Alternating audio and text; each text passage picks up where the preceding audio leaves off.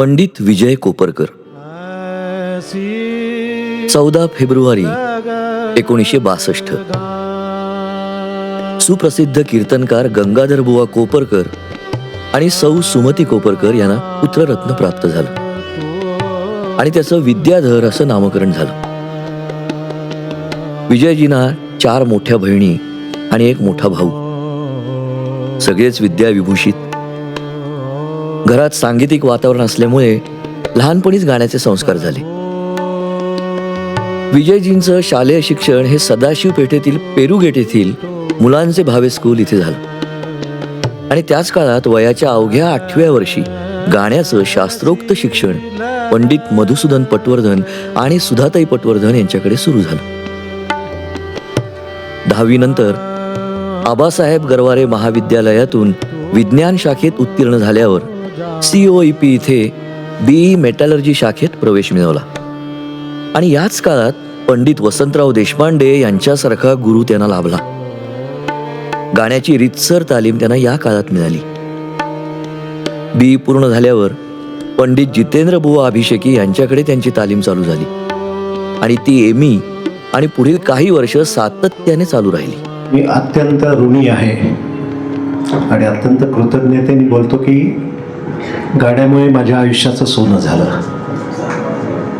आणि हे सोनं होण्याकरता मार्ग दाखवणारे पहिले आई वडील की ज्यांनी 8व्या वर्षी मला गाणं शिकण्याकरता पाठवलं. तर तेव्हा काही त्यांच्या मनामध्ये असं नसतं, आपल्या मुलांनी शिकावं, सगळ्यांनाच असं वाटत असतं. त्यानंतरचे मला मिळालेले गुरु मधुसूदन पटवर्धन, सुधाताई पटवर्धन, नंतर अर्थातच डॉक्टर वसंतराव देशपांडे, पंडित जितेंद्र अभिषेकी. ह्या व्यतिरिक्त सुद्धा मी लहान असताना माझ्या मागे लागून मला अनेक जणांनी विद्या दिली. त्यातले एक वैद्य सर म्हणून होते, त्यांनी मला वझेबुवांच्या खूप बंदिशी दिल्या. वैद्य सर होते चंद्रकांतजी आपटे, जमशेदपूर. त्यांनी सुद्धा एक 150 बंदिशी मी त्यांच्या गातो, अत्यंत सुंदर बंदिशी. नंतर डॉक्टर आबा गोडबोले, त्यांनी छोटा गंधर्वांचे बरेचसे जोड राग मला दिले. आणि अजून एक राहिले बाळासाहेब पुछवाले, त्यांच्याकडनं टप्पे काही घेतले मी. गाणं अर्थातच मला खूप आवडायचं आणि तेव्हा ऐकायचा योग यायचा म्हणजे उपाशी विठोबात एकदा ऐकलं होतं. नंतर मुरलीधर मंदिर, आपलं मुरलीधर मंदिरातील गैसास गुरूंचा यज्ञ असायचा, त्यात त्यांचं गाणं होतं. 2च मिनिटात सांगतो कारण ती भेट फार महत्त्वाची असते. तर भाऊंना माहीत होतं मला वसंतरावांचं गाणं ऐकायचं, मी माझी इच्छा बोलली होती. भाऊ म्हणजे चंद्रकांतजी कामत, आणि त्यांनी रेडिओवर वसंतराव आलेलं असताना कानावर घातलं होतं वसंतरावांच्या की असा असा एक विद्यार्थी आहे आपले उपाशी विठोबाचे साठे. त्यांनी पण बुवांशी बोललेलं होतं, भेट झालेली नव्हती. पण तेव्हा वसंतरावांचं मी 9वी 10वीत असताना कट्यार खूप जोरात चालू होतं आणि ते बिझी होते. आणि एक दिवस रेडिओवरच असताना चंद्रकांतजी कामतांकडे निरोप दिला की आता मी कट्यार सोडलाय, आता मी पूर्णपणे गाणं म्हणजे फक्त मैफिली एवढाच माझं, मी आता त्यामुळे शिकवायला आणि ह्याला मोकळाय, तर त्या मुलाला तुम्ही सांगा की मी बोलवलंय असं म्हणून मी थेट मीच गेलो. आणि तिथून मग सुरू झाला आणि संध्याकाळी डिसिप्लिन असा की 5 वाजता वसंतराव बसलेले असायचे. त्यांचा जो ठरलेला बेंच होता त्याच्यावर ते बाक होता असा, त्याच्यावर मग आपण उशिरा आलो तर आपल्याला शरम वाटावी त्याची की आपण 10 मिनिटं उशिरा आलो. आणि घ्यायचं आलो की पहिले चटई टाकायची, कोपऱ्यातला तंबोरा घ्यायचा, स्वतः लावायचा आणि पहिले 15 मिनिटं आपण एकट्याने गायचं, ही त्यांची पद्धत. आणि ते 10-15 मिनिटं गायल्यावर मग वसंतरावजी शिकवायला सुरुवात करणार. ते आमचं 1.25 तास, मी एकटाच असायचो, 1.25 तास तरी ते शिक्षण चालायचं. सांगायची गोष्ट अशी की 9वी विशारदपर्यंत मी झालो होतो. विशारदपर्यंत खूप गाणं येतं अशातली गोष्ट नाही, पण तरी अगदीच काही सारेगम नव्हतं. वसंतरावांनी तिथून सुरू करून 2.5 वर्ष फक्त यमन शिकवला. यमन गेला की यमन सुरू, गेला की यमन सुरू. यमनचा एक ख्याल झाला, दुसरा ख्याल झाला, 7-8 बंदिशी झाल्या, एखादा तराणा झाला. आणि ह्याच्यात गायकी येणं किंवा ही गोष्ट मला वाटतं की मी आता जेव्हा शिकवतो आपण तेव्हा ह्या गोष्टी की आपल्याला हवंय तसा तंत्राने गळा तयार करण्याकरताची ती गोष्ट होती असं मला वाटतं. नशिबाने मी कुमारजींच्या पुढे 8 ते 10 वेळा बसलोय आणि त्याचं कारण होतं विलास इनामदार. चेनुले सरांच्या घरी कुमारजी यायचे, विलास इनामदारांकडे पण मी जायचो, खूप वेळा जायचो. आणि ते आम्हाला इंजिनिअरिंगला मला शिकवायला नव्हते, पण COEPमध्ये ते प्रोफेसर होते. आणि वसंतरावजींच्यामुळे त्यांची माझी खूप वेळा आम्ही बसायचो. वसंतरावच्या मागे ते आणि मी पण खूप वेळा होतो. शिकणं आवश्यकही होतं. आणि तर मी गेटची परीक्षा दिली आणि डोक्यात असं होतं की पवईला MTech करायचं आणि बुवांकडे जायचं. बुवा तेव्हा दादरला राहायचे. तर त्या यांनी मी गेट पण दिली. मला ME करताना स्कॉलरशिप होती, तो मोठा आधार होता मला. एप्रिलमध्ये फोन केला आणि बुवांना भेटलो. तोही किस्सा मी आवर्जून सांगतो की आता आपण गुरु झाल्यावर आपल्याला ह्या गोष्टींची व्हॅल्यू कळतात. मला 11 वाजता बोलवलं होतं. 11 वाजता त्यांच्या घरी बोलवलं होतं. की मुंबईची फार माहिती नाही, पुण्यातनं गेलो होतो मी सकाळच्या पहिल्या गाडीने. 10:15 गाडी पोचली. मी छानपैकी घर बघून आलो त्यांचं, कुठे आहे काय, पंडित जितेंद्र अभिषेकी पाठी बघून पुन्हा आलो. 10:15 वाजले होते. म्हटलं काय चला परत आलो. मग खाली चहा वगैरे घेऊन फ्रेश झालो आणि बरोबर 11 वाजता बेल लागली. बुवांनीच दार उघडलं, अभिषेक बुवांनीच दार उघडलं आणि मला एकच प्रश्न विचारला, तुम्ही 10:15 येऊन गेलात का?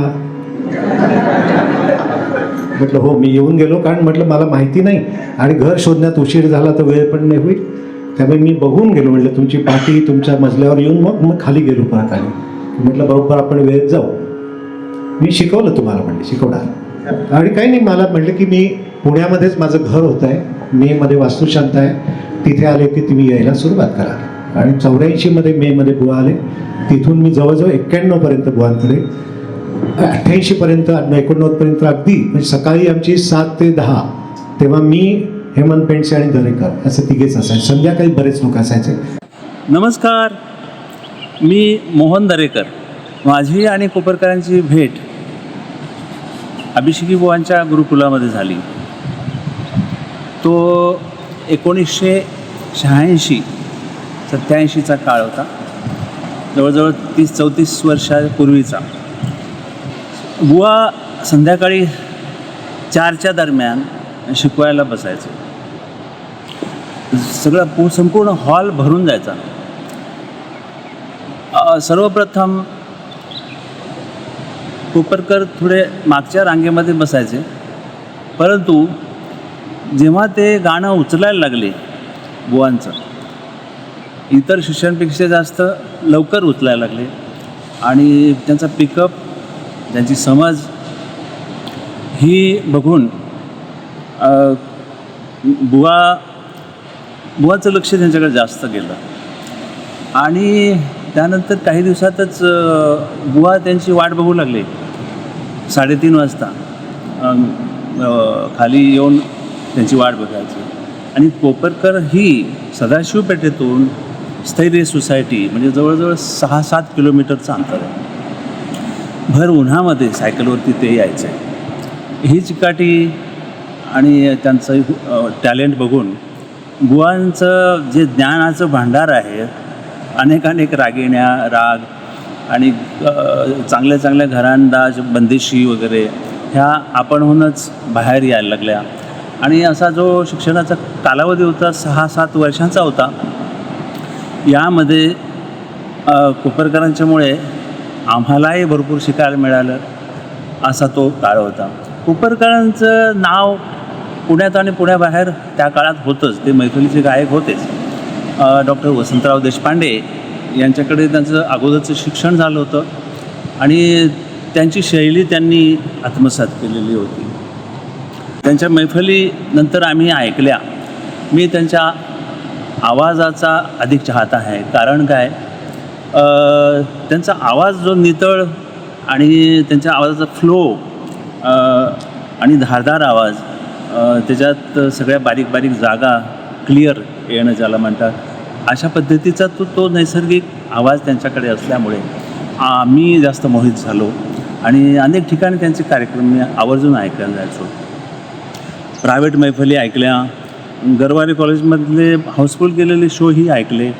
आणि त्यांचा एक चाहता वर्ग आहे त्यांच्या शैलीचा म्हणूया. अशा पद्धतीने त्यांची जे भेट झाली आणि तेव्हापासूनचा जो त्यांचा प्रवास तो मी बघितला. एकत्र शिकणं, एकत्र गाण्यावरती गोष्टी होणं, हे सगळं होत असताना एक माणूस म्हणून, एक व्यक्ती म्हणून ती मला खूप भावले ते. आणि एक प्रामाणिकपणे जे काही येतं, जे आपल्याला ईश्वराने देणगी दिलेली आहे, तर ती त्या माध्यमातून गाणं रसिकांना देणं, रसिकांना आनंद देणं, ही त्यांची भूमिका मला आवडली. मी सदाशिव पेठेमध्ये वसंत मराठेंच्याकडे मी 2-3 वर्ष राहिलो. त्या दरम्यान त्यांच्याकडे मी शिवाजी मंदिराच्या तिथे ते राहत होते, त्यांच्या घरीही मी रियाज ऐकायला जायचो. आणि त्यांच्या घरीही आता जे धायरीमध्ये बंगला आहे ते तिथेही मी माझं जाणं झालं. अतिशय गाण्यासाठी उपयुक्त अशी जागा. आणि त्यांना निसर्गाची खूप ओढ असल्यामुळे त्यांचा निसर्गाशी असलेला संबंध तो गाण्यामध्येही डोकावतो, त्यांच्या राहण्यामध्येही डोकावतो, राहणीमानामध्ये डोकावतो. असे ही व्यक्ती आज संपूर्ण जगभर त्यांचं नाव आहे आणि पुढेही होत राहील. त्यांचं मोठं सर्वात काम म्हणजे शिष्यांना घडवणं. आज त्यांच्याकडे बरेचसे शिष्य एवढे उत्तम गात आहेत, आणि नुसतं गात आहेत असं नाही, तर त्यांची शैली गात आहेत, हे खूप महत्त्वाचं आहे. कारण जेव्हा गुरुचा प्रभाव, गाण्याचा प्रभाव, वागण्याचा प्रभाव शिष्यावरती, विद्यार्थ्यावरती पडतो, तेव्हा तो विद्यार्थी त्या वाटेने चालायला सुरुवात करतो आणि तसंच गाणं गायचा प्रयत्न करतो. तसे त्यांचे विद्यार्थी आहेत, गुणी विद्यार्थी आहेत. माझे गुरुबंधू पंडित विजय कोपरकर, त्यांचं जे काही साधना, जे गाणं आहे ते असं द्विगुणित होवो, वृद्धिंगत होवो, अशी मी ईश्वरचरणी प्रार्थना करतो. आणि या निमित्ताने मी त्यांना उत्तम आरोग्य, आनंदी जीवन आणि साधनेसाठी, संगीताच्या साधनेमध्ये त्यांनी कार्यरत राहावं अशी ईश्वरचरणी प्रार्थना करतो. बऱ्याच वेळेला ते दमून आलेले असायचे किंवा किती माहीत मला या गोष्टी इतक्या गुरुच्या हे वाटतात. पुण्यात काही त्यांना एखाद्या समारंभाला जायचं असेल ना, म्हणायचे बसा तुम्ही, हे घोटत बसा, तर आम्ही आलोच. आणि ते खरंच अर्ध्या पाऊण तसं द्यायचं, कारण त्यांचं लक्ष इथेच असायचं. याच शैक्षणिक काळात त्यांच्या गाण्याचा रियाज महत्त्वाच्या टप्प्यावर होता. घरातील अपुऱ्या जागेस्तव केलेला सिद्धेश्वर मंदिरातला रियाज, त्यासाठी तिथे ठेवलेला तानपुरा, तसंच वसंतरावजी आणि अभिषेकी बुवा यांच्याकडून मिळणाऱ्या तालमीसाठी दिवसातून 2दा केलेला सायकलवरचा प्रवास. याच धडपडीत सुभाष कामत, अरविंद थत्ते, प्रमोद मराठे आणि ज्यांचं घरच रियाजाचं ठिकाण झालं होतं असे रामदास पळसुले आणि इतर अनेक गुणी सांगीतिक मित्र मिळाले. अनेक स्पर्धांमधून त्यांची गुणीजनांना आणि रसिकांना ओळख झाली आणि त्यांचं मैफिलीतलं गाणं वाढू लागलं. अनेक मैफिलींच्या माध्यमातून ते लोकांपर्यंत पोचू लागले, आवडू लागले आणि रसिकांचेही त्यांना भरभरून आशीर्वाद मिळू लागले. आमचे दोन्ही गुरुजी, अभिषेकी बुवांनी सुद्धा एवढा मोठा कॅनव्हास दिलाय. बिहाग आहे, बिहागडा आहे, पटबिहाग आहे, थोडंसं नंदचं अंग आहे. त्यामुळे किती करू तेवढं त्याच्यामध्ये.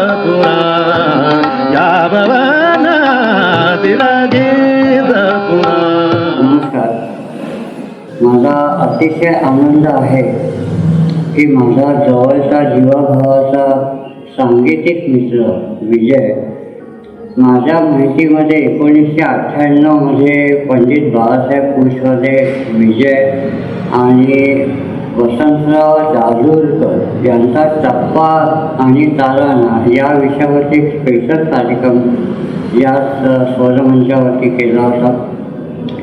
विजयचं शिक्षण आमच्या म्हणजे पंडित विनायकराव पटवर्धन यांच्याच परंपरेमध्ये झालं असल्यामुळे तो तसा आमचा कौटुंबिक स्नेह पण आणखीन अधिक आहे.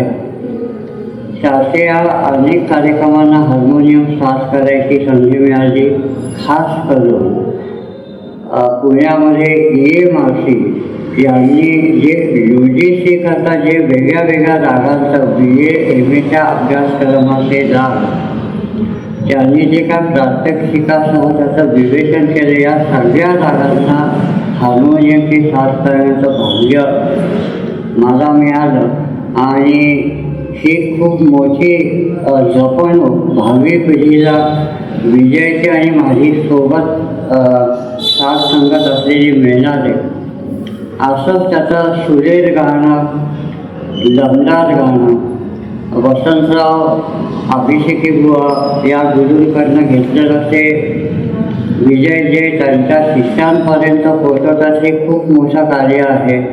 भावी काळातही आमचं प्रेम मैत्री अशी टिकून राहावं ही सरस्वतीकडे प्रार्थना. धन्यवाद. नमस्कार, मी रामदास पळसुले. मी आणि विजय आमचा दोघांचा स्नेह हा गेले कित्येक वर्षांचा आहे. कित्येक म्हणजे कमीत कमी 40-45 वर्ष तरी झाली असतील त्याला. म्हणजे मी लहानपणी आमच्या जवळच सामंत गुरुजींचे तबला क्लासेस होते, तिथे मी तबला शिकत होतो. ते काइंड ऑफ हॉबी असं होतं, म्हणजे काही सिरियस अफेअर काही नव्हतं, ते सिरियसनेस नव्हता त्याच्यात. परंतु तरी मी 4-5 वर्ष त्यांच्याकडे शिकलो. आणि त्याच्यानंतर मग शाळेतल्या म्हणजे मोठ्या शाळेतल्या अभ्यासामुळे इतर काही ॲक्टिव्हिटीजमुळे तबला माझा बंद झाला, म्हणजे त्यांच्याकडे शिकायचं बंद झालं.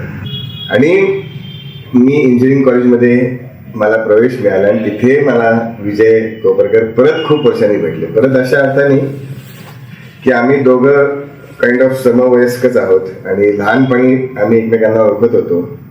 पण तो खरी ओळख आणि खरा स्नेह, खरी मैत्री की जेव्हा आम्ही 1980 साली इंजिनिअरिंग कॉलेजमध्ये आम्ही दोघेही भेटलो पहिल्या वर्षाला.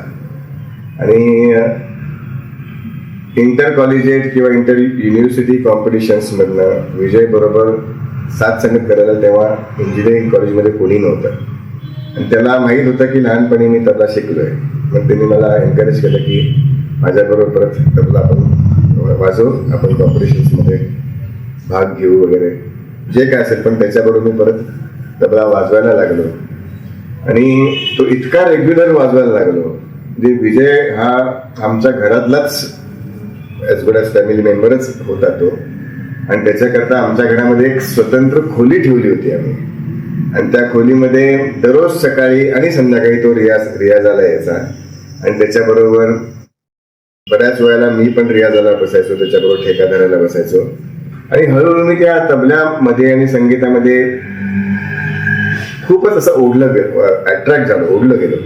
आणि आज मी जे काही आहे ते त्याचं पूर्ण श्रेय हे विजय कोपरकरांना जात आहे. कारण जर मला भेटले नसते, त्यांनी जर मला परत संगीताकडे वळवलं नसतं तर कदाचित मी एक साधा मेकॅनिकल इंजिनियर कुठेतरी नोकरी करत असतो. आणि विजयने नुसतं म्हणजे मला संगीतामध्ये किंवा तबला वाजवण्याला उद्युक्त केलं असं नाही, तर शास्त्रीय संगीताची आवड पण खूप निर्माण केली. आम्ही खूप वेगवेगळ्या लोकांच्या मैफिलींना गेलो. जसं मी इंटर कॉलेजेस कॉम्पिटिशनमध्ये त्याच्याबरोबर वाजायला लागलो, तसं हळूहळू मी रेग्युलरली त्याच्याबरोबर रियाजही करायला लागलो. हळूहळू विजयला जसं माझ्याविषयी कॉन्फिडन्स आला तसंच मी त्याच्या छोट्या मोठ्या बैठकीकडून वाजायला सुरुवात केली. आणि मग हळूहळू रितसर कार्यक्रम वाजायला सुरुवात केली. त्यांनीच मला अभिषेकी बुवांकडे इंट्रोड्यूस केलं. आणि ऑफकोर्स पंडिता रोहिणी भाटी या दुसऱ्या ज्यांच्याकडे मला माझ्या गुरुजींनी इंट्रोड्यूस केलं होतं.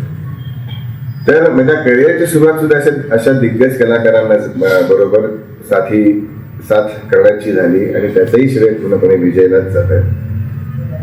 तर अशा माझ्या परम मित्र विजयला परत एकदा मी खूप खूप त्याचा अभिष्ट चिंतन करतो आणि त्याला दीर्घायुष्य, आरोग्यपूर्ण दीर्घायुष्य याची मी परमेश्वराकडे मिळवू याची मी परमेश्वराकडे प्रार्थना करतो. नमस्कार.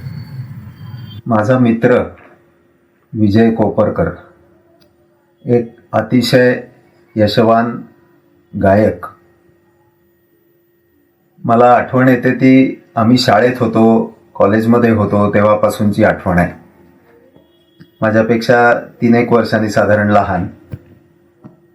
तर शाळेत आणि कॉलेजमध्ये असतानापासून आमची अगदी चांगली मैत्री आणि अतिशय साधा सरळ असा हा विजय.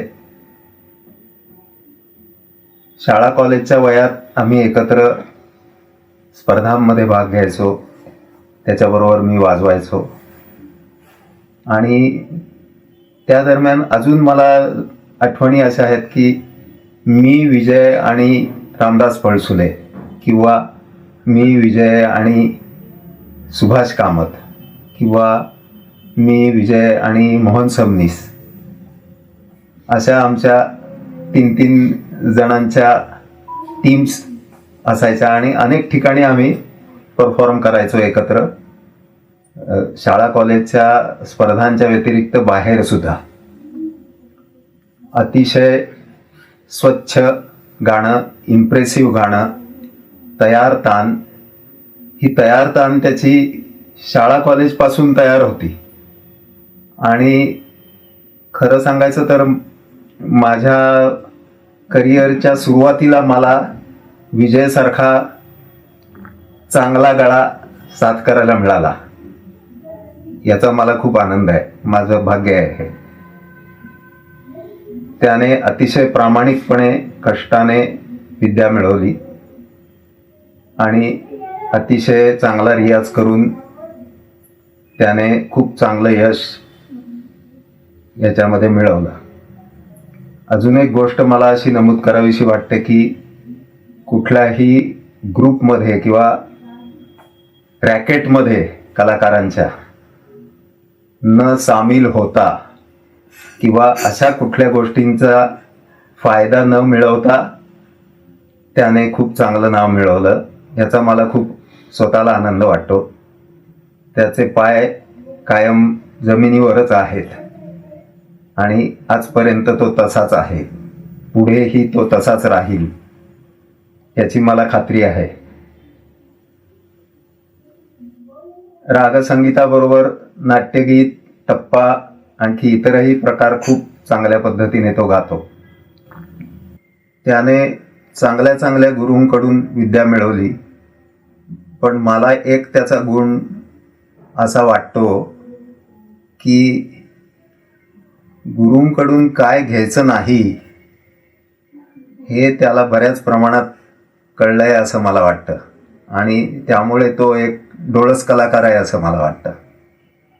माझ्याकडून त्याला खूप खूप भरभरून शुभेच्छा त्याच्या पुढल्या वैयक्तिक आयुष्यात आणि सांगीतिक आयुष्यात दोन्हीमध्येही त्याला असंच आणखी उत्तुंग यश मिळत राहील अशी मला खात्री वाटते. त्याला खूप खूप शुभेच्छा. 26 जानेवारी 1989 सौ नीता कोपरकर, पूर्वाश्रमीच्या नीता आठवले यांच्याशी विजयजींचा विवाह झाला. त्यांना सर्व बाजूने साथ देणारी व्यक्ती त्यांच्या आयुष्यात आली.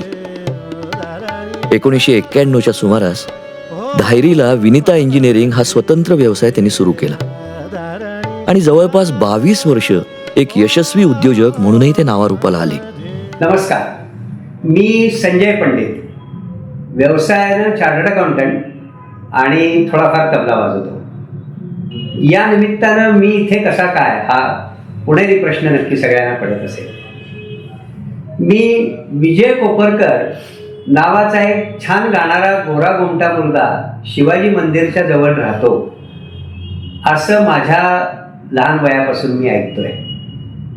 तेव्हापासून मी हा विद्याधर कोपरकर, विजय कोपरकर या नावाने अनेक स्पर्धांमध्ये, अनेक कार्यक्रमांमधनं ऐकलेलं असं नाव, ऐकलेलं असं गाणं, अतिशय सुंदर गाणं, अतिशय तेजस्वी गाणं असं मी फार पूर्वीपासून ऐकतोय.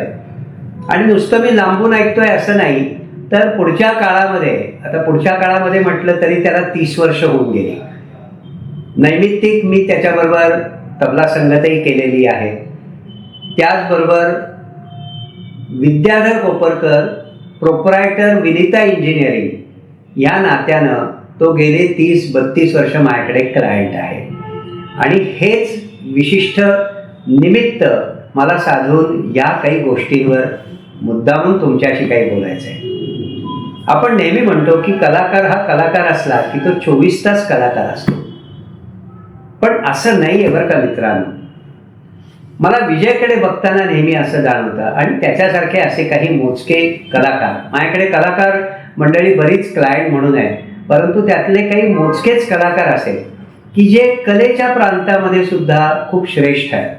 पण ज्या वेळेला ते माझ्यासमोर क्लायंट म्हणून येतात, त्यांच्या व्यवसायाची गणितं घेऊन येतात, त्यावेळेला तोच प्रामाणिकपणा, तोच नितांत श्रद्धेचा विषय, तीच इंटिग्रिटी, तीच डिसिप्लिन आणि अतिशय सरळ स्वच्छ अशा भूमिका ह्या मला ज्या कलाकारांमध्ये दिसतात त्याच्यात विजयचा समावेश होतो. जेव्हा तो क्लायंट म्हणून इतकी वर्ष माझ्यासमोर कामासाठी येतो, त्यावेळेला जशा कन्सल्टंटकडनं क्लायंटच्या अपेक्षा असतात, तसं आम्हा कन्सल्टंटकडनं सुद्धा क्लायंटकडनं काही अपेक्षा असतात. तर ह्या अपेक्षा संपूर्णपणे सॅटिस्फाय करणारा असा विजय कोपरकरचा रोल मी गेले 30-35 वर्ष बघतोय. त्याचा एक छानसा कारखाना, वर्कशॉप, इंजिनिअरिंग वर्कशॉप धायरी भागामध्ये आहे आणि होता. त्याचं सर्व कामकाज, त्याची लिखापडी किंवा त्याच्यातला जो वृक्षपणा आहे, आकडेमोड आहे, त्याच्या तारखा पाळणं असेल, वेळच्या वेळेला टॅक्सेस भरणं असेल, हा सगळा एरवी नॉर्मल कुठल्याही क्लायंटला जसा त्रासदायक वाटणारा विषय आहे, तर हा तर कलाकार, मग कलाकाराला तर हे सगळं खूपच त्रासदायक वाटतं. पण विजय कोपरकरच्या वागणुकीतनं, त्याच्या बोलण्यातनं, त्याच्या परफॉर्मन्सेसमधनं हे असं कुठेही वाटत नव्हतं की ह्या सगळ्याची त्याला कटकट होतीये. तो अतिशय प्रामाणिकपणे वेळच्या वेळेला आणि स्वतः प्रोएक्टिव्हली, ज्याला आपण म्हणतो, स्वतः पुढाकार घेऊन तो या सगळ्या गोष्टी करत होता. आणि तो कलाकार असल्याचं दिवसेंदिवस त्याचं नाव चांगलं होत गेलं, गाणं चांगलं वरच्या दर्जाचं होत गेलं. पंडित विजय कोपरकर तुमच्याकडे येतात हा माझा एक सन्मान बिंदू व्हायला लागला. अशा काळात सुद्धा तो जेव्हा माझ्यासमोर बसून क्लायंट म्हणून काम करायचा, त्यावेळेला त्याचा साधेपणा आणि त्याच्या विषयाशी, त्या कामाशी असलेली निष्ठा, या सगळ्या गोष्टी त्याच्या आहेत अशा असायच्या. आणि ह्याचं मला फार विशेष कौतुक वाटतं.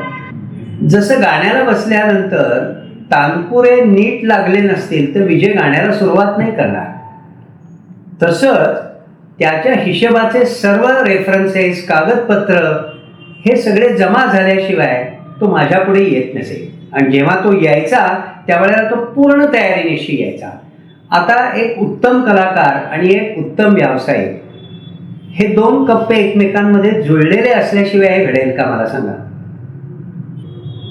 एका कालखंडानंतर त्याला ती उडी घेता येणं शक्य आहे असा पूर्ण खात्री झाल्यानंतर मग त्यात त्यांनी त्याचं स्वतःचं कुटुंब, स्वतःचा संसार, स्वतःला जे मिळवायला हवं आवश्यक स्थिरतेसाठी, या सगळ्याचा लेखाजोखा मांडून त्यांनी त्याच्या व्यवसायातून पूर्णपणे गाण्यामध्ये उडी घेतली. यामध्ये सुद्धा एक प्रकारचा चांगलं प्लॅनिंग आणि चांगला विचारांचा भाग विजयच्या बाबतीत मला दिसतो. अशी सावध उडी फार कमी लोक घेतात कलाकार मंडळी, असं माझं व्यावसायिक मत आहे आणि ऑब्झर्वेशन सुद्धा आहे. विजयने मात्र ती अत्यंत सावधपणे, वेल कॅल्क्युलेटेड पद्धतीने घेतली. आणि मित्र, मी त्यात असं दुसरं नक्की सांगेन की केवळ व्यवसायाचा कंटाळा आलाय म्हणून त्यांनी व्यवसाय बंद केला असा विषय नसून, प्राधान्यक्रम त्या आयुष्याच्या टप्प्यावर योग्य पद्धतीने सांभाळायचा असतो आणि ते संतुलन त्यांनी अतिशय उत्तम सांभाळलं. आणि म्हणून मला एकंदरीतच विजयचा जर सगळाच लहान वयापासूनचा प्रवास आपण जर बघितला, अनेकांनी अनेक टप्प्यांमध्ये विजयला अनुभवलेला आहे, आजही अनुभवत आहेत. तर मला असं वाटतं की अत्यंत संतुलित बॅलन्स्ड असं आयुष्य, की जे कलेचं आयुष्य म्हणून तो छान जगलाय, व्यावसायिक आयुष्य म्हणून छान जगलाय, आर्थिक आयुष्य सुद्धा तो छान जगतोय. या सगळ्यामध्ये त्यांनी ठेवलेलं संतुलन किंवा बॅलन्स हा फार महत्त्वाचा भाग आहे असं मला वाटतं. अशा अर्थानं विजय कोपरकरने त्याच्या आयुष्याची, त्याच्या संगीतातली ही साधना सर्वार्थानं सिद्ध केलेली आहे. आणि अशीच ही साधना, हा शोध आणि हा अभ्यास त्याचा पुढील आयुष्यातही चालू राहो. तुम्हा आम्हांकरता त्याचं गाणं निरंतर कायम ऐकायला मिळो अशा शुभेच्छा देतो आणि थांबतो. धन्यवाद. 24 मे 1990 मध्ये श्रुतीचा जन्म झाला. श्रुती MS सायकॉलॉजी, योग शिक्षिका आणि संगीत अलंकार आहे. 2014 मध्ये श्री रोहन कानेटकर यांच्याशी तिचा विवाह झाला आणि 2020 मध्ये आरोहचा जन्म झाला. 1993 सालामध्ये विजयजी धायरी गावामध्ये विश्रांत बंगला बांधून स्थायिक झाले. 19 एप्रिल 1994 तेजसचा जन्म झाला. त्याने BE मेकॅनिकल आणि ME मेकॅट्रॉनिक्स ही पदवी घेतली आणि टेव्हिकॉन ऑटोमेशन नावानं धायरीला स्वतःचा व्यवसाय सुरू केलाय. ट्रेकिंग, वाचन, लेखन, सायकलिंग अशा विविध गोष्टीत रस असलेल्या तेजसचं गाण्याचं शिक्षण बाबांकडे सुरू आहे. नमस्कार. बाबांचं घरातलं त्यांची दिनचर्या आणि साधेपणा याबद्दल थोडंसं मला बोलायचं आहे. की बाहेर जरी प्रसिद्ध गायक म्हणून त्यांचं नाव असलं किंवा ख्याती असली तरी घरात ते इतके अतिशय साधेपणाने वावर आहे. कधी गायक म्हणून त्यांचा कधी मी वावर घरात बघितला नाही आहे. जेव्हा कधी ते कार्यक्रमावरून येतात तेव्हा तिथल्या भेटलेल्या व्यक्तींचे चांगले गुण, तिथले जे काही त्यांचे अनुभव असतील ते दरवेळेला ते आमच्यासोबत शेअर करत असतात. घरात खूप खेळीमेळीचं छान वातावरण असतं. दुसरं म्हणजे तेजस किंवा मी, आम्हाला लहानपणापासूनच आमच्यावर गाण्याचे संस्कार घरात ऐकून झालेले आहेत. असा एकही दिवस गेला नसेल की घरात तानपुरे वाजले नाहीत किंवा बाबांचं गाणं मी ऐकलं नाही असं. तर सदैव हे वातावरण सतत असतंच. त्याच्यामुळेच मी आणि तेजस दोघंही ह्याच वातावरणात आम्ही गाणं शिकलेलो आहोत. बाकीचे शिष्य म्हणजे त्यांच्याकडे ज्या पद्धतीने गुरु शिष्य परंपरेने गाणं शिकतात त्याच पद्धतीने बाबांनी आम्हालाही गाणं शिकवलं. वेगळे कुठली स्पेशल तुम्ही म्हणजे माझी मुलं आहात म्हणून स्पेशल ट्रीटमेंट दिली आहे किंवा वेगळं काही असं केलंय असं काही नाही. दुसरी त्यांच्याबद्दल सांगायची गोष्ट म्हणजे कधीही त्यांनी आम्हाला त्यांच्या अपेक्षा आमच्यावर लादल्या नाहीत की मी गायक आहे म्हणून माझ्या मुलांनीही तसंच गायक व्हायला पाहिजे अशी कधीही त्यांनी अपेक्षा व्यक्त केली नाही. तुम्हाला ज्या क्षेत्रात काम करायचं आहे, ज्या गोष्टीची तुम्हाला आवड आहे ती तुम्ही गोष्ट मनाने करा, मनापासून करा, सिन्सिअरली करा, तुम्हाला त्याच्यात यश मिळेल हे त्यांचं नेहमी वाक्य असतं. आणि हेच आम्ही आत्तापर्यंत दोघंही त्याच पद्धतीने आमचा प्रवास करत आला आहोत. किंवा घरात कुठलीही अडचणीचा प्रसंग असेल किंवा काही असेल तरी आईबाबांचा आम्हाला पूर्ण पाठिंबा मिळालेला आहे. ते दरवेळेला आमच्या मागे खंबीरपणे उभे असतात. दुसरी गोष्ट म्हणजे फक्त बाबा नाही तर आईने सुद्धा घरातल्या सगळ्या गोष्टी खूप छानपणे निभावलेल्या आहेत. म्हणजे मी आणि तेजस लहान असताना मला आठवते की परदेशी त्यांचे दौरे असायचे किंवा परगावी ते कार्यक्रमासाठी जायचे. 4-4, 5-5 दिवस घराबाहेर असायचे. पण शाळेचं रुटीन असेल किंवा बाकी दुसरे कुठले क्लासेस किंवा काय ऍक्टिव्हिटी असेल तर ती आई पूर्णपणे व्यवस्थित सांभाळून घ्यायची. तर त्यामुळे आई बाबा या दोघांचाही आम्हाला पूर्ण छान पाठिंबा आतापर्यंत मिळालेला आहे.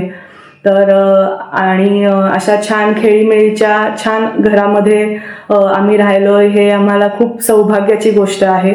आणि मी असंच पुढे व्यक्त करेन की असाच बाबांचा आशीर्वाद आम्हाला सदैव लाभू देत हीच ईश्वरचरणी प्रार्थना. नमस्कार. नमस्कार. मी सतीश आठवले. पंडित विजय कोपरकरांशी माझं दुहेरी नातं आहे. एकतर ते माझ्या पत्नीचे धाकटे बंधू आहेत आणि दुसरीकडे त्यांची पत्नी नीता ही माझी पुतणी आहे. म्हणजे गेली 44 वर्ष त्याचा संगीतातला प्रवास मी जवळून बघतोय. खरं सांगायचं तर विजयच्या संगीत क्षेत्रातल्या वाटचालीबद्दल, त्याच्या श्रेष्ठत्वाबद्दल मी बोलणं उचित नाही. कुठल्याही व्यक्तीला मी जर का सांगितलं की पंडित विजय कोपरकर हे माझ्या पत्नीचे बंधू आहेत, तर ती व्यक्ती माझ्याकडे किती आनंदाने आणि कौतुकाने बघते आणि त्यांच्या नजरेत किती आदर असतो हे मी अनेक वेळा अनुभवलं आहे. पण प्रत्यक्षामध्ये विजयला प्रसिद्धीची बिलकुल हौस नाही. आजकाल अर्ध्या हळकुंडानं पिवळे झालेले आणि प्रसिद्धीसाठी हपापलेले तथाकथित कलाकार बघितले की विजयच्या प्रसिद्धी परांमुखतेचं कौतुक वाटतं. घरात काय आणि बाहेर काय, विजय एक साधा, सरळमार्गी आणि सज्जन माणूस आहे. संगीत क्षेत्रातला त्याचा मोठेपणा त्याच्या वागण्या बोलण्यातून कुठेच दिसत नाही. विजय जरी साधा असला तरी तो अतिशय जिद्दी आहे, अतिशय खंबीर आहे आणि मुख्य म्हणजे अतिशय तत्वनिष्ठ आहे. स्वतःच्या तत्वांना तो कधीच मुरड घालत नाही आणि याचा अनुभव मी अनेक वेळा अनेक प्रसंगांमध्ये घेतला आहे. छानछोकीचे आयुष्य ही विजयची आवड नाही. बाहेरची कुठलीही प्रलोभनं त्याला भुलवत नाहीत. स्वतःचा मोठेपणा तो कधीच मिरवत नाही. एखाद्या तपस्वीसारखं गाणं गाणं आणि गाणं हाच त्याचा श्वास आहे, हाच त्याचा ध्यास आहे. मला वाटतं विजयला गाण्यापलीकडं दुसरे काही छंद नसावेत आणि जर असलेच तर ते म्हणजे निसर्ग आणि त्याचं कुटुंब. विजय निसर्गात रमतो हे आपल्याला त्याच्या धायरीच्या घरावरून आणि गिरीवनच्या फार्म हाऊसवरून सहज कळतं. विजय कधी ट्रिपला गेलाच तर तो 5 स्टार हॉटेलात उतरत नाही. निसर्गरम्य ठिकाणी एखाद्या टुमदार घरामध्ये जिथे आपुलकीनं सेवा केली जाईल अशाच ठिकाणी तो जातो. जेव्हा गात नसेल ना तेव्हा बहुतेक करून तो बागेत असतो. त्याला बागकामाची मनस्वी आवड आहे. आणि त्याच्या कुटुंबाबद्दल काय बोलावं. विजयचं एक छान चौकोनी कुटुंब आहे. या कुटुंबानं आचरणाची एक चौकट स्वतःभोवती आखून घेतली आहे. उगाच कुणाच्या घरगुती प्रश्नामध्ये लुडबुड करणार नाहीत, कुणाच्या आध्यात्मध्यात नाहीत. आपलं काम बरं की आपण बरं ही सगळ्यांचीच वृत्ती. साधी जीवनशैली हे या सगळ्यांचं वैशिष्ट्य. यामध्ये गेल्या कित्येक वर्षात बदल झालेला नाही. विजयने आपल्या मुलांवर खूप चांगले संस्कार केलेत आणि हे संस्कार आपल्याला त्याचा मुलगा तेजस याच्या वागण्यातून दिसतात. हे इतकं सोपं नाही. विशेषतः पुढच्या पिढीने आपल्या मागच्या पिढीसारखं वागणं हे महाकर्म कठीण आहे हे आपल्याला सगळ्यांना माहिती आहे. पण विजयने ते करून दाखवलं आहे. परमेश्वराने त्याला आरोग्यदायी असं दीर्घायुष्य द्यावं आणि त्याच्याकडून संगीतातले आणखी नवे नवे प्रयोग होत राहावेत हीच आम्हा सर्व नातेवाईकांतर्फे परमेश्वर चरणी प्रार्थना.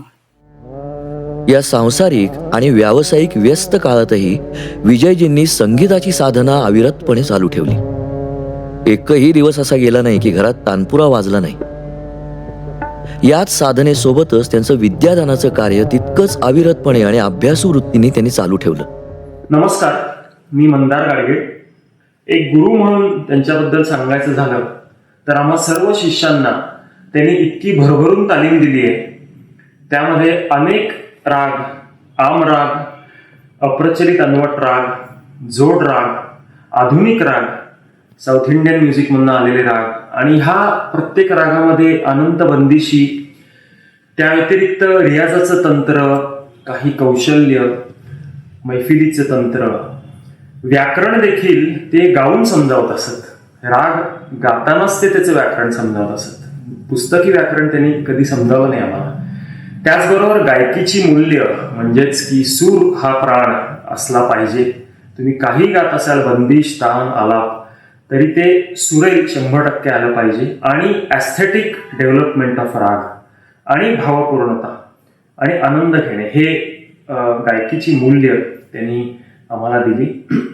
तालीम ही नेहमी वेळेवरच सुरू व्हायची. मला एकही दिवस असं आठवत नाही की जिथे उशिरा तालीम सुरू झाली किंवा गाण्या व्यतिरिक्त फक्त गप्पा झाल्या, असं कधीही मला आठवत नाही. गुरुजींची गाण्याविषयी, कलेविषयीची जी कमिटमेंट आहे ती आज त्यांच्या साथीलाही तेवढीच आहे.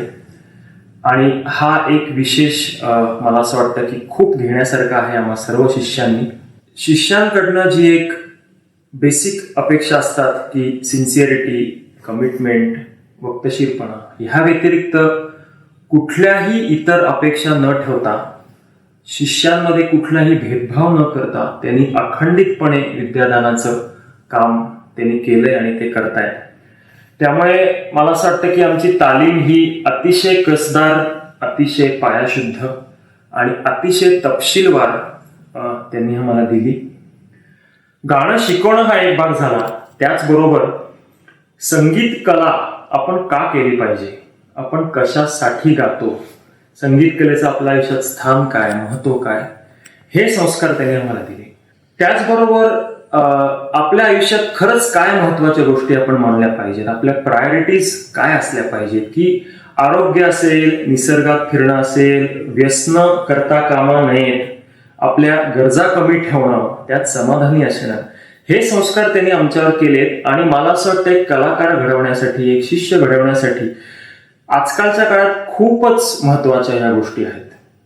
आणि हे जे संस्कार त्यांनी आम्हाला दिले ते स्वतः कसं जगलेत हे मी कित्येक वर्ष, आता जवळजवळ 22-23 वर्ष बघतोय. आणि त्याच्या आधीपासून ते अर्थात तसं जगतायत. आणि म्हणून मला असं वाटतं की ते आज एक अतिशय समाधानी कलाकार आणि समाधानी माणूस म्हणून जगू शकतायत. त्यांनी आम्हाला फक्त संगीत कला शिकवली नाही, तर एक जीवन जगण्याची कला शिकवली असं मला वाटतं. शेवटी एवढंच म्हणेन की गुरुजींना अतिशय निरोगी, आनंदी आणि संगीतमय आयुष्य लाभो. ते त्यांच्या गाण्याचा असाच आनंद घेत राहू आणि त्यांचे आशीर्वाद आणि शुभेच्छा आमच्या सर्व शिष्यांच्या पाठी नेहमीच असू दे. धन्यवाद. कोपरकर सरांची ओळख साधारण 10 वर्षापूर्वी झाली. माझ्या सद्गुरूंच्या पुण्यतिथी महोत्सवात त्यांचा कार्यक्रम आयोजित केला होता. एकदम साधं असं व्यक्तिमत्व आणि त्यामुळे पाहता क्षणीच आम्ही त्यांच्या प्रेमात पडलो. सरांचा कार्यक्रम झाला आणि नंतर सहज बोलता बोलता असं लक्षात आलं की कोपरकर सर पुण्यात अनेक विद्यार्थी घडवत आहेत. गोमंतकातील संगीत शिकणाऱ्या मुलांना योग्य असं मार्गदर्शन मिळावं या हेतूनं मारवा क्रिएटिव्ह ट्रस्टतर्फे सरांना कार्यशाळा घेण्याची आम्ही विनंती केली आणि ती लगेच त्यांनी मान्य केली. गेल्या जवळजवळ 8-10 वर्षांच्या काळात कोपरकर सरांनी गोव्यात 10 संगीताच्या कार्यशाळा घेतलेल्या आहेत. सकाळच्या सत्रात 4 तास, संध्याकाळच्या सत्रात 4 तास असे 3 दिवस सलग सरांनी विद्यार्थ्यांना मार्गदर्शन केलेलं आहे. गोवा सरकारचं कला आणि संस्कृती खातं तसंच फोंडा येथील राजीव गांधी कला मंदिर यांच्याही सहयोगानं आम्ही कार्यशाळा आयोजित केल्या. या कार्यशाळेत संगीतातील बारकावे, शास्त्रीय संगीतातील बारकावे मुलांना सहज उलगडून सांगत असताना आमच्यासारखे रसिक सुद्धा मंत्रमुग्ध होतात. संगीत शिकणाऱ्या मुलाबरोबरच त्यांचे पालक तसेच इतर अनेक संगीतप्रेमींनी या कार्यशाळांना उपस्थिती लावून या उपक्रमाचं कौतुक केलेलं आहे. वयाच्या 50व्या वर्षी विजयजींनी व्यावसायिक जगातून संपूर्ण निवृत्ती घेऊन पूर्णपणे गाण्यास वाहून घेतलं. याच काळात त्यांच्या परदेशातही अनेक मैफिली झाल्या आणि परदेशातलेही अनेक विद्यार्थी त्यांच्याकडनं विद्या घेऊ लागले. ह्या निमित्ताने आपली कशी भेट झाली आणि माझी संगीताची वाटचाल कशी सुरू झाली ह्याचं सगळं दृश्य माझ्या डोळ्यासमोर उभं राहिलं. तसं पाहिलं तर मी अमेरिकेत येऊन 52 वर्ष होऊन गेली. आमच्या घरी खूप कॉन्सर्ट झाल्या. आम्ही अनेक आर्टिस्टना मुंबई पुण्याहून इकडे बोलवलं. आमच्या घरच्या फार सुंदर सुंदर कॉन्सर्ट झाल्या. त्यांच्याशी चांगलेच जवळचे संबंध आले, चांगल्या गप्पा रंगत असायच्या. आणि हेच चालू असताना तेव्हा तुमची भेट झाली.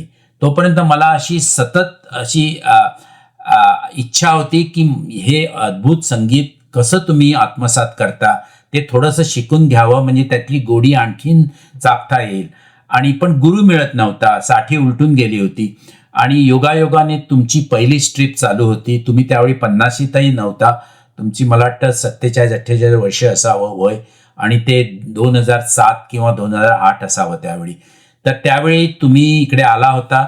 आमच्या घरी कॉन्सर्ट झाली आणि रात्री जेवताना मी सहज म्हटलं की मलाही संगीत हे मला व्होकल शिकायची खूप इच्छा आहे, शास्त्रीय संगीत, पण मला गुरु मिळत नाही. तर तुम्ही एकही क्षणाचा विचार न करता लगेच म्हणालात की मी शिकवीन तुम्हाला.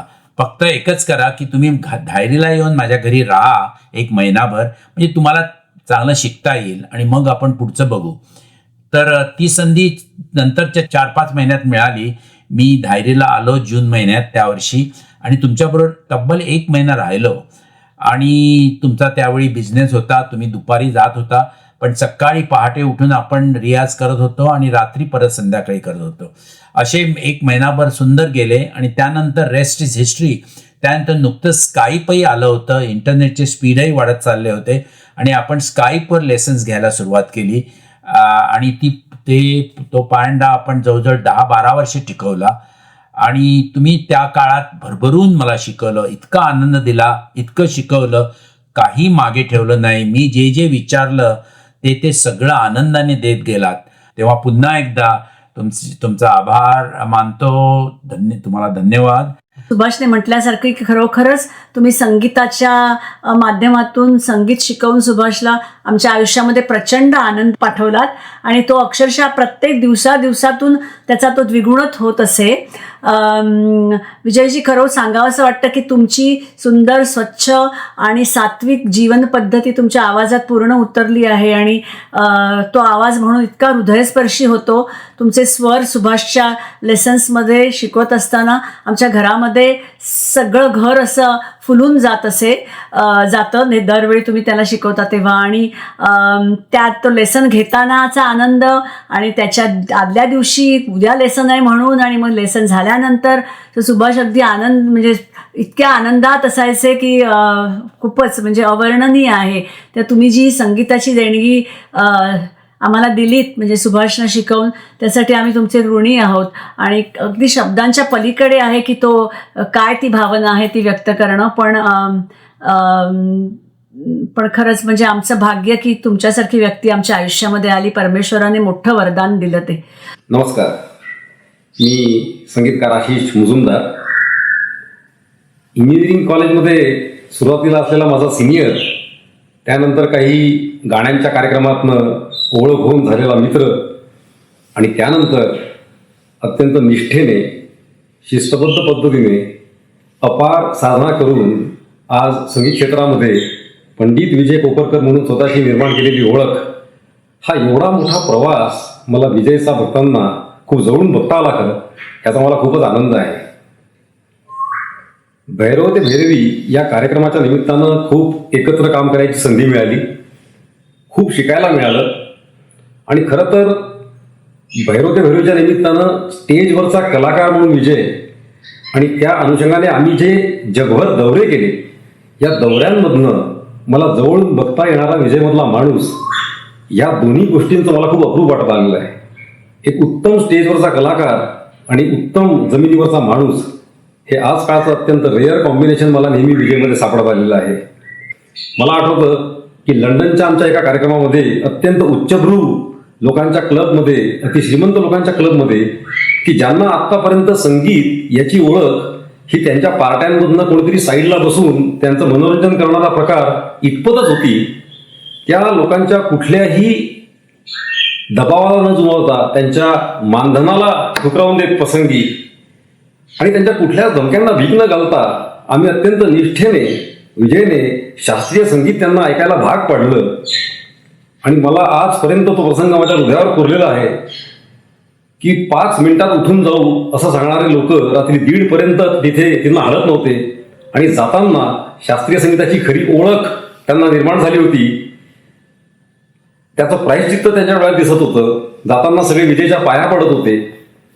हा एवढा मोठा बदल त्यांच्यात घडवून आला. तर मला असं वाटलं त्यावेळेला की मोठ्या गुरूंकडनं घेतलेला वारसा आणि खरं तर ज्या पद्धतीने आपण संगीताची सेवा करत आलेलो आहे आणि साधना करत आलेलो आहे, तर जसं संगीताकडनं आपण काहीतरी अपेक्षा बाळगत असतो तसं संगीत साधनेला माझ्याकडनं काय देता येईल हा विचार त्या दिवशी विजयने परिपूर्ण पद्धतीमध्ये निभावला असं मला वाटलं. इतकं जबरदस्त त्याने शास्त्रीय संगीताची ओळख त्या सगळ्या लोकांना करून दिली होती.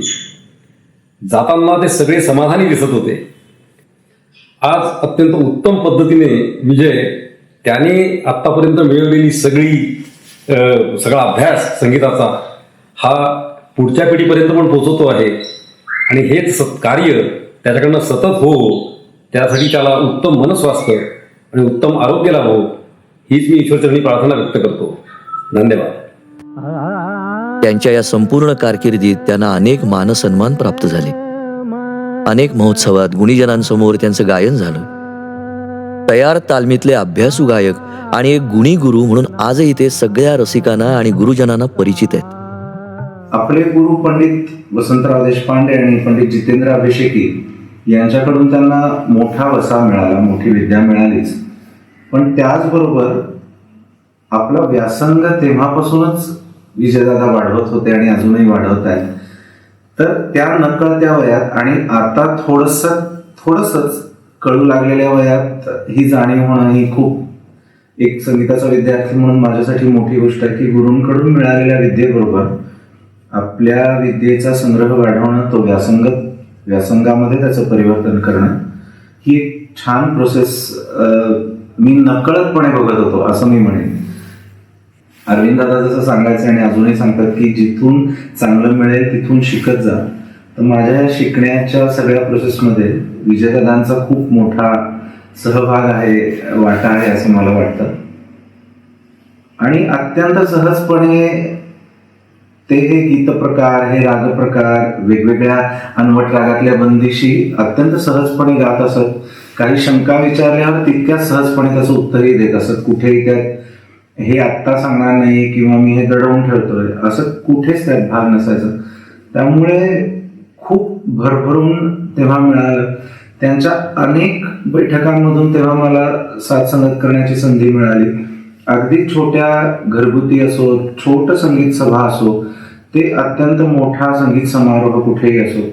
म्हणजे मी हे पण शिकलो त्यातून की कुठेही घड्याळ न बघता, आपल्याला किती विदागी मिळते हे काहीही न बघता अत्यंत भरभरून गाणं ऐकवणं प्रेमाने, हे विजयदादा आजपर्यंत करतायत.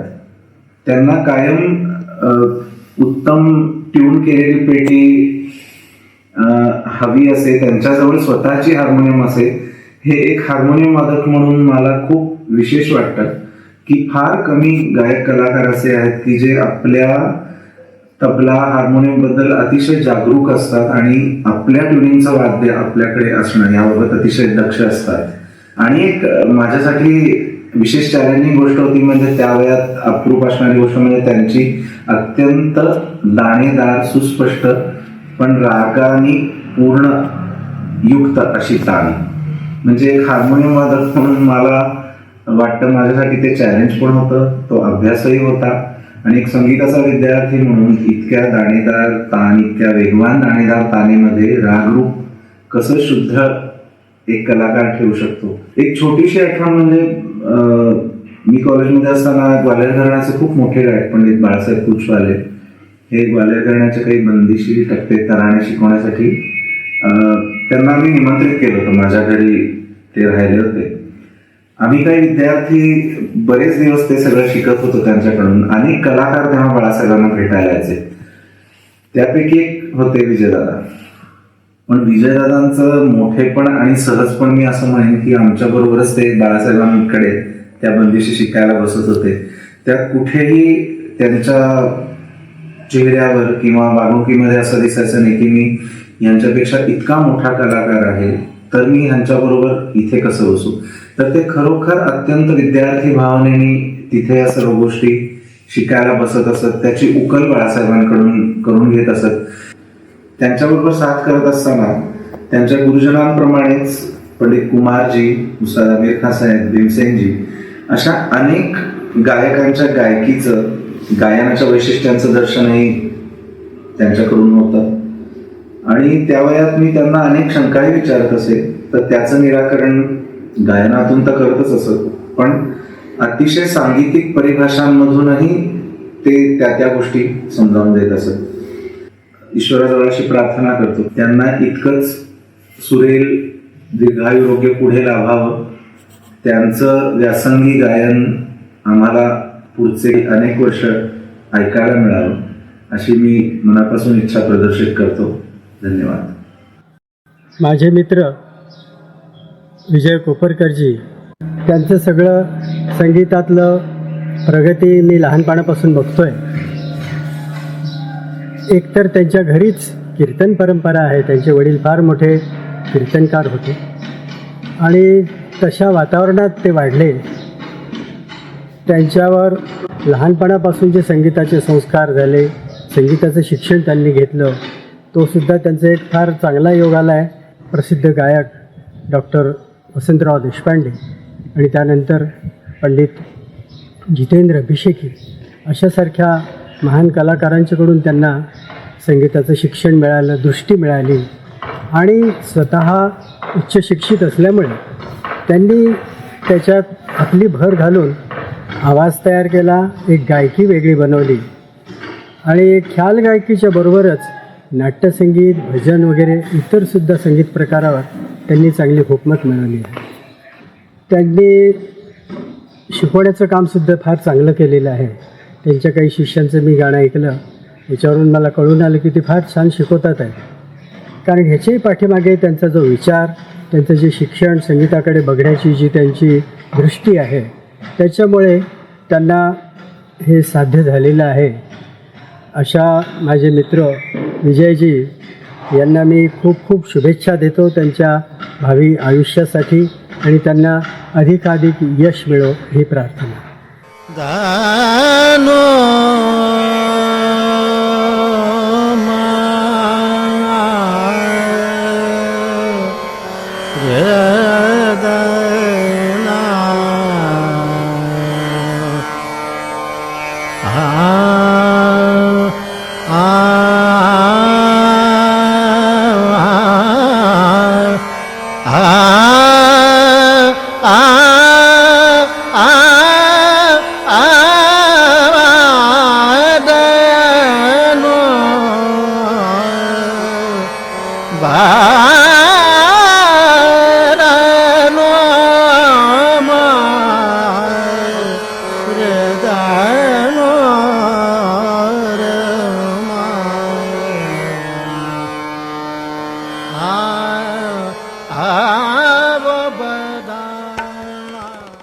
मी अनेक वर्ष विजय कोपरकरना अतिशय जवळून ओळखतोय. अतिशय चांगलं व्यक्तिमत्व म्हणून त्यांची ख्याती आहे. संगीताचं तर त्यांनी आणि इतका सखोल अभ्यास केलेला आहे. मग अनेक घराणी असून देत, गाणे बजावण्यातली अनेक शैल्या असून देत, वेगवेगळ्या तऱ्हेच्या शैली, ह्या सगळ्यांचा त्यांनी मनापासून आदर करणारा व्यक्तिमत्व आहे विजय कोपरकर. अनेक लोकांकडून त्यांनी विद्या ग्रहण केली. विद्यावरती खरोखर विद्येवरती मनापासून त्यांनी प्रेम केलं. इतकं मनापासून प्रेम केलं की ते त्यांच्या गाण्यातून नेहमी व्यक्त होत असतं. मग ते वसंतराव देशपांडे असून देत, अभिषेकी बुवा असून देत, चंद्रकांत आपटे असून देत, अन्य कोणी असून देत, त्यांच्याकडून जेवढी विद्या घ्यायची ती त्यांनी घेतली, आपल्या ढाच्यामध्ये टाकली आणि त्यांनी आपल्या ढाच्यामध्ये एक व्यवस्थित छानपैकी स्वतःचं एक चांगली शैली त्यांनी निर्माण करून स्वतःपुरती मर्यादित न ठेवता अनेक शिष्यांना पुढे ते मार्गक्रमण करत आहेत. शिष्यांचं इतक्या शिष्यांना मनापासून शिकवत आहे. आणि कसं असतं की या गुरु शिष्य परंपरेमध्ये गुरुची 3 लक्षणं सांगितली आहेत. मला असं वाटतं की एक तो गुरु नॉलेजेबल पाहिजे, हाऊ टू टीच माहिती पाहिजे आणि विलिंग टू टीच पाहिजे. हे विलिंग टू टीच हे फार महत्त्वाचं आहे आणि ते विजय कोपरकरांमध्ये अतिशय मनापासून भरलेलं. त्यांचा शिष्य पुढे यावा, चांगला शिकावा, चांगलं गाणं बजावणं करावं असं वाटणाऱ्यातले विजय कोपरकर. त्यामुळे माझं त्यांचं ट्युनिंग फार जवळचं आहे आणि फार चांगल्या रीतीचं आहे, अतिशय चांगलं आहे. अनेक बंदिशी मी त्यांच्या ऐकल्या, त्यांनी घेतलेल्या, त्यांच्याकडून अनेक चंद्रकांत आपटेंच्या खूप बंदिशी मी त्यांच्याकडून ऐकलं. त्यांचा अभ्यास डांगा आहे आणि हा अभ्यास न संपणारा अभ्यास आहे त्यांचा. आणि संगीत कलेला जीवनाकडे ते बघतात बरं का. त्यांचं आता गेले बरेच दिवस ते संगीत सोडून दुसरं काही करत नाहीत, फक्त संगीतातच असतात. मग त्यांचा व्यवसाय असला तरी संगीताला त्यांनी कधी दुय्यम स्थान दिलं नाही, तेवढंच प्रथम स्थान दिलं. संगीतावरती मनापासून प्रेम करणारं व्यक्तिमत्व म्हणजे विजय कोपरकर. कुटुंब आणि समाजात एक असामान्य व्यक्तिमत्व म्हणून त्यांनी घालून दिलेले आदर्श, संगीत कलेतील विद्यार्थ्यांना त्यांच्याकडून गुरु म्हणून मिळणारी विद्या व संस्कार, अभिजात शास्त्रीय संगीतातील रसिक श्रोतृगणाला एक गुणी गायकाच्या रूपात ऐकायला मिळणारं त्यांचं गाणं यापुढेही असंच अविरतपणे मिळत राहो, हीच ईश्वरचरणी प्रार्थना. मी आता पूर्णपणे संगीत करतो. तर थोडक्यात सांगायचं झालं तर माझ्या गुरूंना वगळलं तर माझं संगीत शून्य आहे आणि माझ्यातनं संगीत काढलं तर मी स्वतः शून्य आहे. इतकं त्याचं अनन्यसाधारण महत्त्व आहे.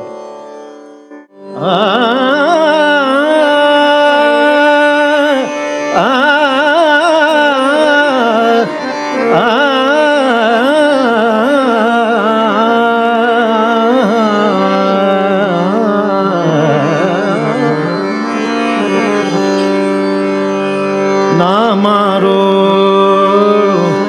घर पे चकारे जाम तो पे बारो, ना मारो घर पे चकारे जाम तो पे बारो, ना मारो भर पे चकारे जाम तो पे बारो, ना मारो भर पे चकारे जाम तो पे बारो.